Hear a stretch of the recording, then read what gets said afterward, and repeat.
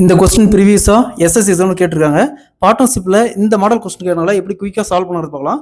அதாவது PQR 3 பேர் சேர்ந்து ஒரு பிஸ்னஸ் ஸ்டார்ட் பண்ணுறாங்க. P பார்த்தோம்னா டோட்டல் இன்வெஸ்ட்மெண்ட்டில் 1/5 இன்வெஸ்ட் பண்ணுறாரு.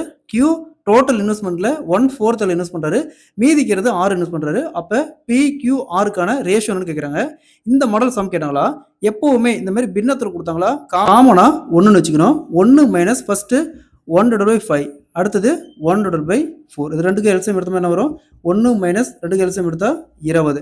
ஸோ 5 எத்தனை டைம் இருக்குன்னா 20 வரும் 4 டைம். அதேமாதிரி 4 எத்தனை டைம் இருக்கு 20 வரும் 5 டைம்.